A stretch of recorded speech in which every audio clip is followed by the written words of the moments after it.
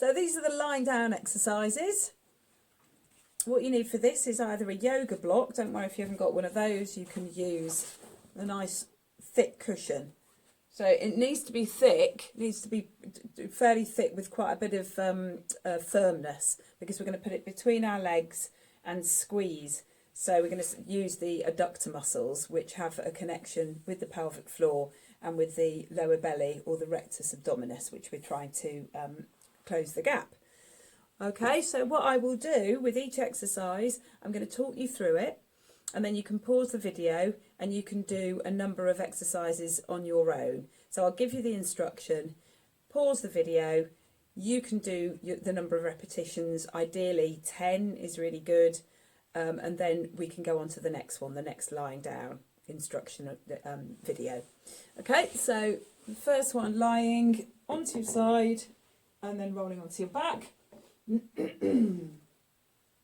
hope you're going to be able to see me, but I'm going to put my hands on my ribs. I'm going to take a deep breath in and then exhale and press down into the ribs, down into the floor, and swoop my hands all the way down to the pubic bone on the exhale. So take a deep breath in, exhale, pushing down onto the ribs all the way down to the pubic bone. I'll show you this from the side.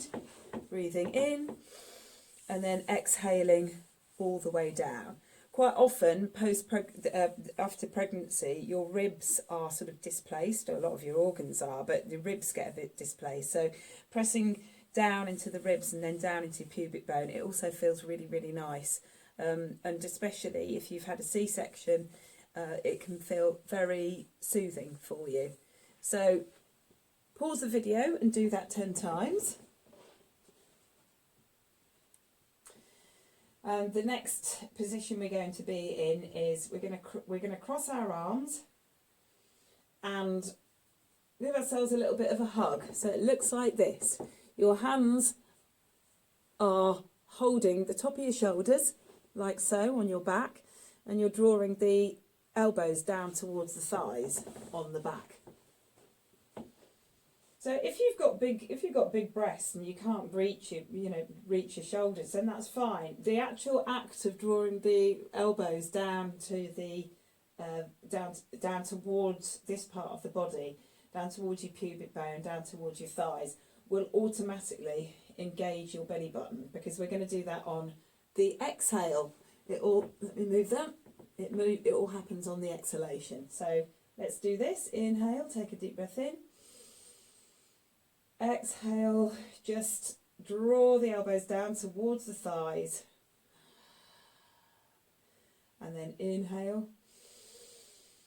Exhale, elbows down. So you're pulling down. It's almost like you're pulling your shoulders away from the ears, like so.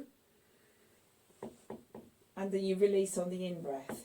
So remember, on the exhale, you're pulling the shoulders down away from the ears, drawing the elbows down towards the thighs.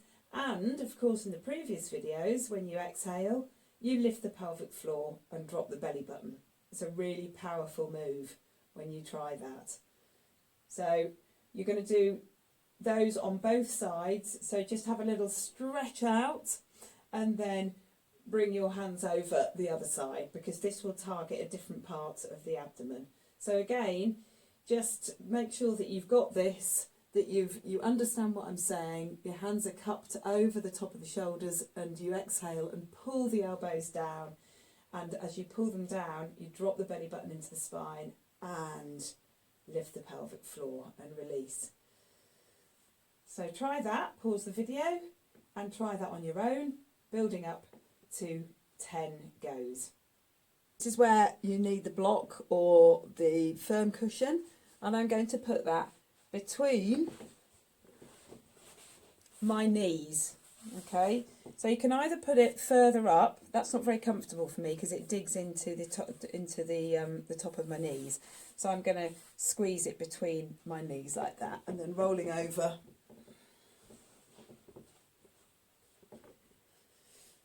You can put your hands down by your sides. You can put your hands on your belly, but again with the breath, you take a deep breath in And you exhale and squeeze the block. And as you exhale, yes, you drop the belly button into the spine and lift the pelvic floor. And then release. And then remember the resting breath. You still, even though you're doing these active exercises, still listening to your body doing the resting breath. As you build up, the resting breath will become less, you'll need it less, but it's still really important to release on after each engagement. So let's do that again. Take a deep breath in, exhale and squeeze the block, draw the belly button into the spine, lift the pelvic floor, and then release and take a resting breath in and out. Notice I've got my hands on my tummy because you can actually feel when you squeeze the block. If you do it, if you squeeze the block, you might be able to feel these muscles here, okay, the hip flexors, you might be able to feel those engage. So when you're doing these exercises, get used to sort of feeling what's working and making sure that you're getting familiar with the way it feels in your body. So again, you can pause the video and do 10. Last exercise, lying on the floor. Again, your gaze is up towards the ceiling. And what you're going to stretch out your right arm and your right leg and then bring it in so you can slide your heel against the floor. You don't have to lift it. And then the left arm comes up and the left hand, the left leg stretches out. So with breath, inhale to prepare, exhale to stretch. Inhale, bring it up. Take a deep breath in and then try the other side. So inhale, exhale, stretch out. Inhale, bring it in and then take that resting breath. So you inhale to prepare for the stretch and exhale, stretch it out. Now you can hold it here. So if that feels really, really good, flex your foot, stretch your arm out and breathe deeply. So breathe in, feel the stretch in that side body and exhale. And then inhale and then exhale, bring it up. And you can do the same on both sides. So using the breath to really stretch the body. Breathing right in and exhaling. Now at this point you might think, well, what am I doing with the pelvic floor? It's really, the pelvic floor at this point has a gentle toning, so you don't have to involve the pelvic floor too much in these active stretches. So again, just try that. You can do it reasonably fast if you want to make it more dynamic, okay, with breath, or you can sew it right down and hold the stretch just as I showed you, and you can reach right through to your fingertips and right through to the sole of your foot.